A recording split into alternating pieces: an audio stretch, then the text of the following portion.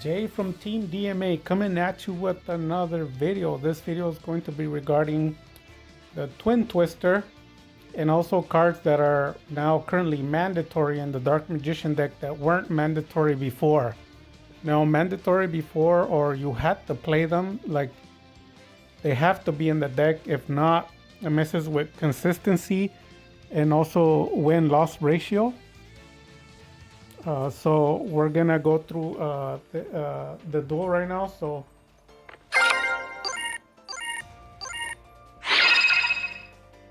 we're getting the rod, you know that. And the whole point of the Dark Magician deck, what people are starting to learn, and there's a lot of famous YouTubers and there's a lot of YouTubers that were against the channel for the last 3-4 years. And recently, within a month or two, they changed to my profile. So the profile consists of a 2019 deck called AC-130. And in case you didn't know, that's the USA's and the world's most powerful battleship. So it's actually a helicopter, but it's used by the army, and it has extremely big caliber bullets, like 105 shells. I don't know if it carries heavier, but it also drops a bunch of bombs. So it's called the Angel of Death. So that's what I nicknamed the deck. And it's been updated. It hasn't been changed, just updated. And it's still able to kill all regionals, nationals, don't matter. It struggles a bit against tier 0 going second, but there is cards to side in to do better. But basically, all you want to do is draw. That's why when you see me get dead hands, I draw about 15 cards and then I have 5 negates on the board. So the dead hands become top tier. So you're just drawing, rod, set, activate. And this is a card that's staple now. It wasn't a staple before because getting rod is not good enough, and there is some other cards that help you get rod back to the deck by special summoning another spellcaster, like in the budget deck with Jester, or going ahead and having 2 spellcasters, which should be easy in a Dark Magician deck, and you can link up to any other link to, but in this case it's an easy link off a rod. Before, it wasn't such a big deal because you want to trigger with the Dark Magician anyway, so you didn't need it. But now you do need it in 2023 because it does multiple things. It does two. It does 3 things. It dumps the rod, and then it gets the rod back, and then it utilizes for something else as well. We're gonna take a look. So these are the cards face down.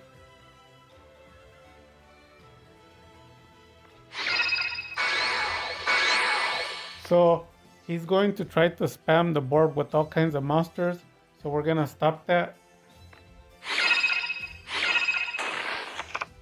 And then from there we chain to the rod to get it to the hand, which is the typical combo.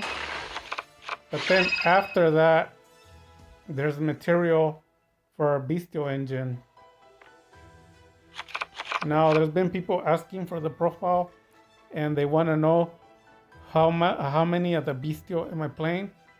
Even in the branded Despia, if you notice, you only play anywhere from 6 or less Bestial, including the spells, the traps. Sometimes people play 2 and 2, and then 1 spell, 1 trap for the Bestial Engine. And some people max out or around 9. Now, people who rely too much on the Bestial, or the deck is mainly Bestial, then they play 3. So they're playing about 12 to 16 cards of Bestial, like 3 Magnuma, 3 what's the other guy? We'll take a look at him right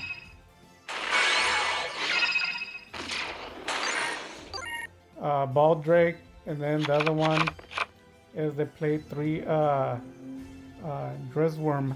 So excuse me.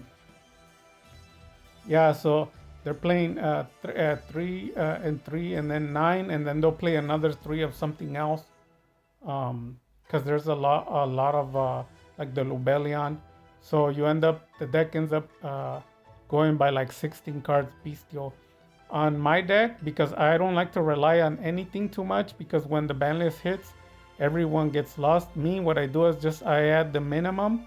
That way, I'm never affected by the ban list. If I am, it'll only be 1 or 2 cards, and it's since it's a little bit of card, it's insignificant to me. That's why this deck is so broken. So, as you saw, we're just chaining everything. Everything's chaining. You still have the same number of cards in your hand, and then you use the effect in case they pop the Eternal or anything goes wrong of the bestial, and you want to draw from your deck to lower the number, especially because you don't have Dark Magician yet. So with the Illusion of Chaos, you can send Dark Magic Attack and keep all the cards in your hand. That's another key. And you guys see me beat like tier 1 and do good against tier 0 with the Dark Magic Attack in the deck. And even against the Mirror Match Dark Magician, you guys see me beat Diamond 5. So that deck was broken and I killed it like nothing with my budget Dark Magician. And here you use the effect to remove Artemis from the graveyard. So it dumps Rod, and then it helps get Rod, and then you can pull it out with the Bestial. So a lot of people are not playing Bestial in the Dark Magician. I warned you guys, you should play at least 3 copies. If you don't want to play any copies, play at least 2 or 3 of the Baldrake. So those are about $1 a card.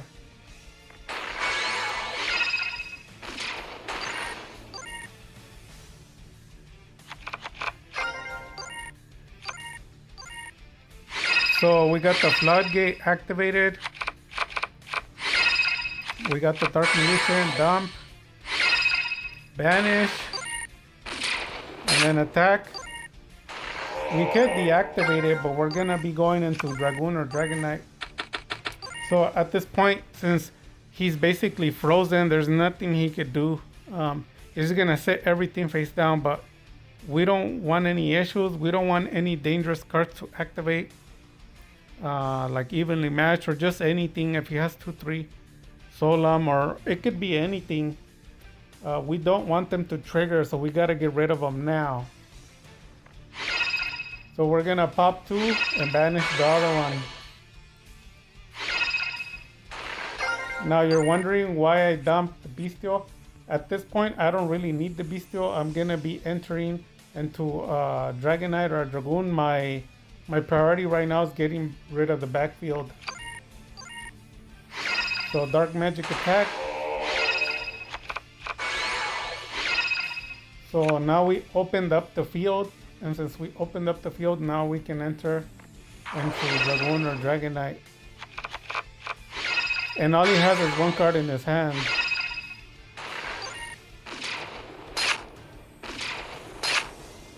So we could have finished him, but I always like my opponents to surrender. That's the way I play. I just fully control, fully negate, and the opponent has no option but to surrender. So hopefully you like that. If you have any questions and concerns, let me know. And with that having been said, Dark Magic Attack.